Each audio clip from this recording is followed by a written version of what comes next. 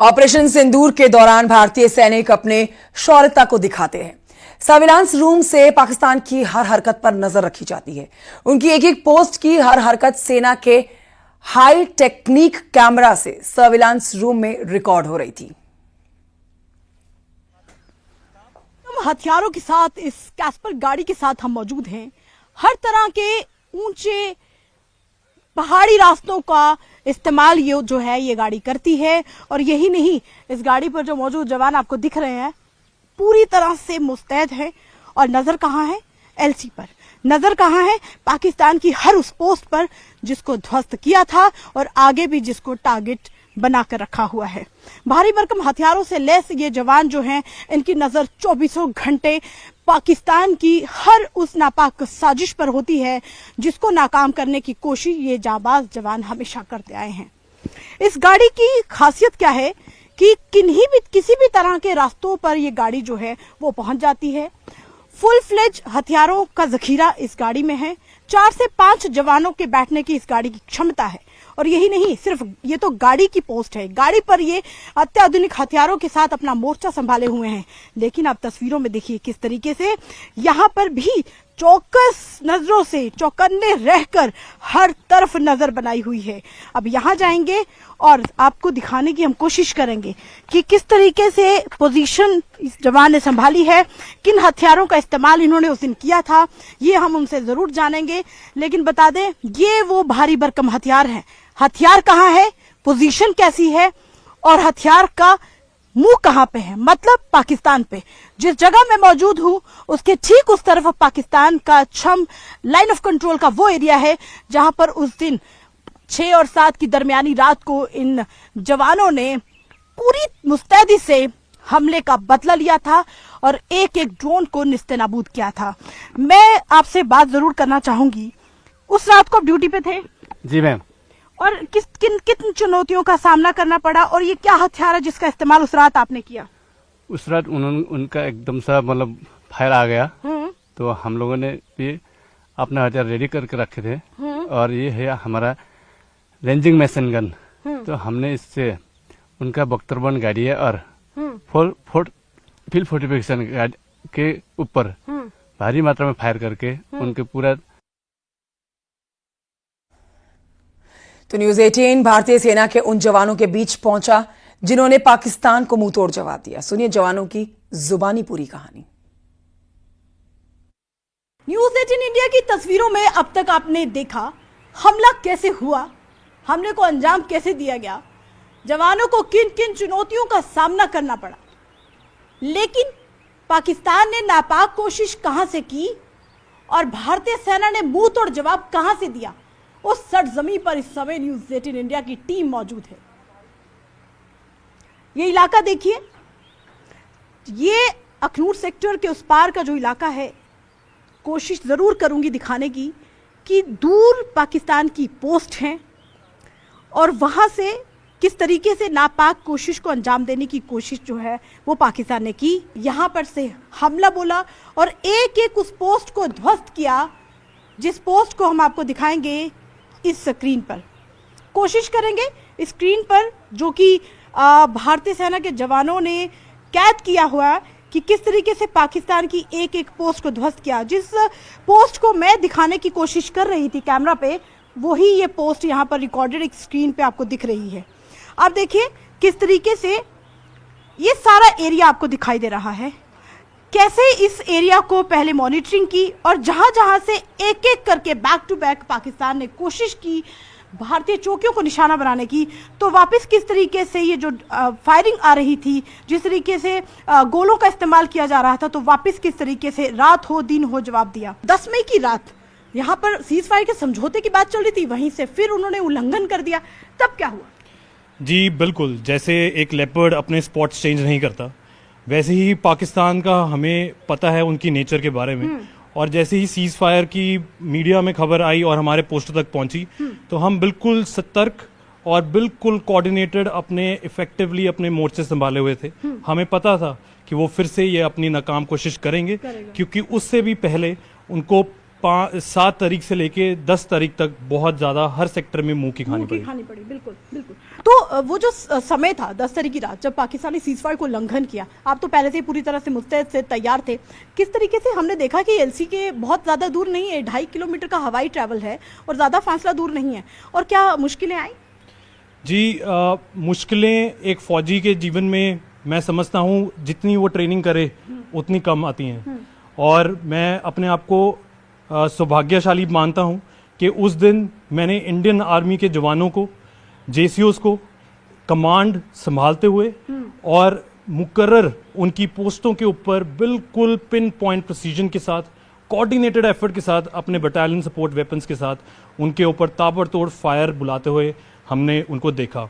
मैं आपको ये बताना चाहता हूँ, पहलगाम इंसिडेंट का जो आक्रोश था वो ना ही सिर्फ हमारे देश में बल्कि हमारे इंडियन आर्मी के सारे रैंक्स के ऊपर था, और जिस हिसाब से उन्होंने अपनी नापाक कोशिश बाकी सभी इलाकों में की, यहाँ पर भी उनको बहुत मुंह की खानी पड़ी। उनके राउंड हमारे पोस्टों के दाएं बाएं बिल्कुल बेतरतीब गिर रहे थे और काफी राउंड उनके ब्लाइंड भी हुए। तो अब उस पोस्ट से आपको ग्राउंड रिपोर्ट दिखाते हैं जहां से मोर्टार गन से सीधा दुश्मन की पोस्ट को उड़ाया गया था। जवानों ने पाकिस्तान को धूल चटाने की एक पल की जानकारी न्यूज 18 के साथ साझा की।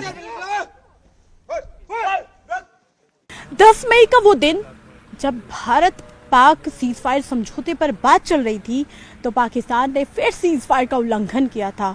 उस वक्त सबसे पहले मोर्चा किसने संभाला था, गोली का जवाब गोली से किसने दिया था, वो जाबाज जवान इस समय हमारे साथ मौजूद हैं।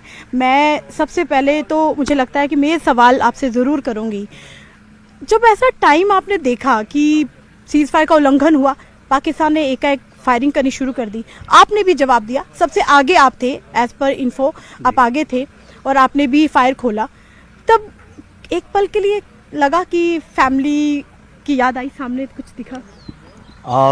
हम जैसे एक जवान है तो हमारे लिए सबसे पहला जो धर्म है वो है देश, लेकिन उसके साथ है तो हमें अपनी फैमिली बच्चों की याद भी आती है।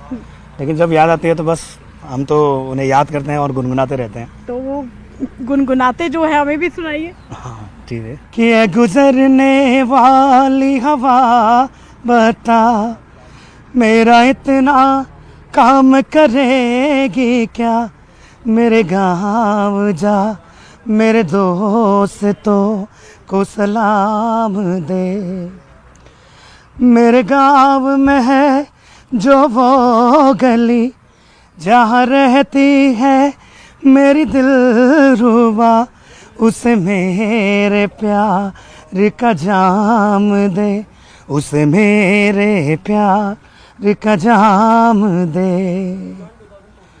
संदेश आते हैं हमें तड़पाते हैं, जो चिट्ठी आती है वो पूछे जाती है कि घर कब आओगे, कि घर कब आओगे, लिखो कब आओगे, कि तुम बिन ये घर सूना सूना है।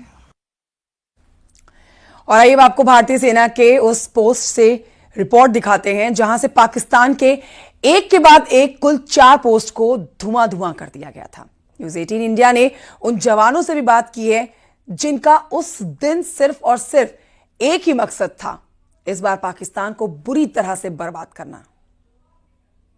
क्रूज सेक्टर के कैंप के अंदर हैं और उस सर्विलांस रूम के अंदर है जहां पर से पाकिस्तान की एक एक पोस्ट, एक एक अड्डों पर भारतीय सेना के जवानों ने अपनी पैनी नजर बनाई हुई थी, क्योंकि पाकिस्तान पर भरोसा नहीं कर सकते। उन्होंने सीज फायर का उल्लंघन किया तो वापस जवाबी में मुंह की खानी पड़ी, लेकिन कैसे खानी पड़ी, किस तरीके की तैयारी थी, वो आपको बताएंगे।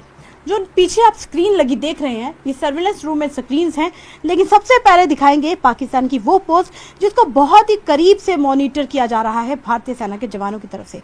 कोशिश करेंगे स्क्रीन पर से स्क्रीन दिखाने की कि किस तरीके से ये जो पोस्ट है ये पाकिस्तान की पोस्ट है। एक पोस्ट है और यहाँ पर ही लॉन्च पैड होते हैं, यहाँ से आतंकी जो हैं वो अपने लॉन्च पैड पर ट्रेनिंग कैंप चलाते हैं। एक पोस्ट ये है, एक पोस्ट ये है, और पोस्ट के साथ उन्होंने भी बंकर बनाए हुए हैं। और याद होगा आपको कि जब ये पोस्ट, हम इन पोस्ट की तस्वीरें पहले भी न्यूज़ 18 इंडिया पे दिखा चुके हैं, और इन्हीं पोस्ट, इन्हीं तस्वीरों, ये जो आप देख रहे हैं, यहाँ पर से आतंकियों के अड्डे चलते थे, यहाँ पर से लॉन्च पैड होते थे, और इन्हीं मस्जिदों के पास जो है वो ट्रेनिंग करते वहाँ पर रहते थे। नेस्ते नाबूद किया भारतीय सेना के जवानों ने पूरी तरीके से। सर्विलेंस रूम के अंदर जो सैन्य अधिकारी हमारे साथ मौजूद हैं वो और जानकारी हमें ज़रूर हमारे साथ साझा करेंगे। सर, सर्विलेंस रूम तो बहुत इंपॉर्टेंट होता है। सर्विलेंस रूम से तो पूरी मॉनिटरिंग होती है कि कहाँ कहाँ पाकिस्तान के लॉन्च पैड हैं, कहाँ कहाँ उनकी पोस्ट हैं, कितनी ध्वस्त हुई है, कितनी बची है, सारी मॉनिटरिंग यहाँ से हुई। बिल्कुल, हमारे सर्वेलेंस सेंटर में ये खासियत है कि हम इनकी सारी गतिविधियों पे 24 घंटे नज़र रख सकते हैं। वहाँ पे इनकी पोस्ट हमको लाइव फीड आती है। अगर उसमें कोई भी गतिविधि होती थी, वहाँ पे टेररिस्ट आते थे या वहाँ पे कोई मीटिंग होती थी, तो उसकी जानकारी हमको पहले मिल जाती थी और हम लोग उसके लिए तैयार रहते थे। हम लोग ने सर्वेलेंस सेंटर ने जो ड्रोन्स का इस्तेमाल किया, सर्वेलेंस ड्रोन का, उनकी फीड भी यहाँ पे आती थी। तो अटैक के दौरान जब सीज फायर वायलेशन चल रहा था, तो हम लोग ने जब अपने गोले बरसाए जवाब देने के लिए, तो उसकी सारी रिकॉर्डिंग हम लोग ने की। हम लोग ने ये भी देखा कि हमारे गोले सही जगह गिर रहे हैं कि नहीं, और ये देखना भी बहुत जरूरी था कि वो गोले कहाँ जा रहे हैं, क्या क्या ध्वस्त हो रहा है। बिल्कुल, क्योंकि जैसे कि आपको पता है कि पाकिस्तान ने जो फायर किया, उनका इनफेक्टिव फायर था। वो या तो खेतों में उनके गोले गिर रहे थे और या तो थोड़े बहुत गिरे तो सिविल एरिया में गिरे। उन्होंने सैन्य एस्टेब्लिशमेंट्स पे कोई उनके गोले नहीं गिर पाए, लेकिन हमारे जो गोले थे वो उनके लॉन्चिंग पैड्स पे, उनके पोस्ट पे सीधे सीधा हमला किया गया। और हम लोग ने ये नज़र रखा कि उनकी कोई भी गतिविधि हो तो हम लोग उसका मुंह तोड़ जवाब दें। Army chief general Upendra Dwivedi ने कल राजस्थान के जैसलमेर बॉर्डर के लोंगोवाला पोस्ट पहुंचे और जवानों से उन्होंने बातचीत की। आर्मी चीफ ने ऑपरेशन सिंदूर की सफलता में उनकी भूमिका के लिए बधाई दी उन्हें और उनका हौसला बढ़ाया। आर्मी चीफ ने सेना की कोणार्क कोर को, वायुसेना और बीएसएफ के साथ मिलकर जैसलमेर से कच्छ तक पाकिस्तान को मुंहतोड़ जवाब देने के लिए शाबाशी दी। इसके साथ ही